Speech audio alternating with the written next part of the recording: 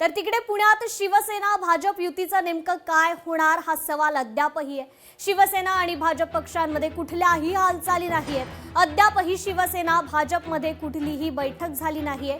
140हून अधिक जागांवर शिवसेनेच्या उमेदवारांना एबी फॉर्म दिले गेलेत।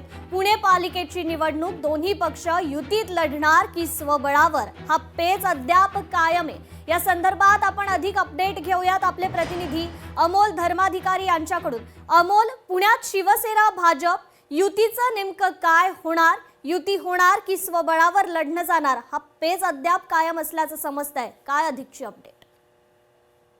नक्कीच काल रात्रीपर्यंत तरी कोणत्याही हालचाली भाजप आणि शिवसेनेमध्ये झालेल्या नाहीयेत। शिवसेनेमधून जे उमेदवारांनी अर्ज भरलेले आहेत, जवळपास जी माहिती आपल्याला मिळालेली आहे 110 जणांना एबी फॉर्म देण्यात आलेले होते आणि त्यांना अद्याप शिवसेनेकडून कोणताही फोन उमेदवारी अर्ज मागे घेण्यासाठी म्हणजे जिथं शिवसेना माघार घेणार आहे त्या ठिकाणची कोणतीही माहिती देण्यात आलेली नाहीये। त्यामुळे पुणे महानगरपालिकेच्या निवडणुकीमध्ये खरंच शिवसेना भाजप एकत्र लढणार आहेत का नाही हा प्रश्न आहे।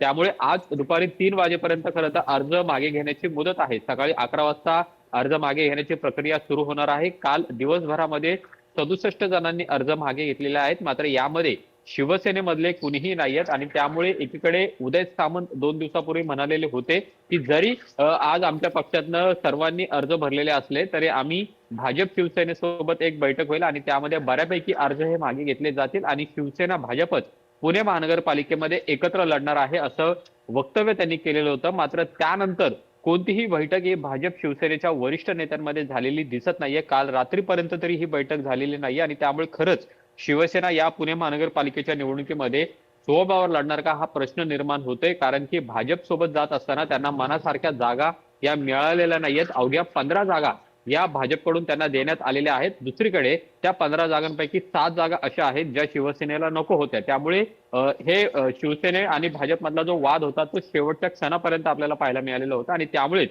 शिवसेनेकडून जवळपास 110 जणांना एबी फॉर्म देण्यात आलेले होते आणि ते भरण्यात सुद्धा आलेले आहेत आणि आज आता अखेर दुपारी 3 वाजेपर्यंत हे चित्र स्पष्ट होणार आहे। नेमकी आता या पुणे महानगरपालिकेच्या निवडणुकीमध्ये लढत कशी असणार आहे, चौरंगी लढत होते का हे पाहणं महत्त्वाचं असेल, कारण की दुसरीकडे आपण पाहिलं की दोन्ही राष्ट्रवादी एकत्र आलेले आहेत। काँग्रेस, उद्धव ठाकरेंची शिवसेना आणि मनसे त्या एकत्र आलेल्या आहेत। मात्र भाजप आणि शिवसेना एकत्र लढणार की नाही याबाबत अजूनही प्रश्नचिन्ह आहे। निश्चितच अमोल, धन्यवाद आपण दिलेल्या या सविस्तर अपडेट संदर्भात। लोकशाही मराठी ऐका, पहा, जागरूक रहा।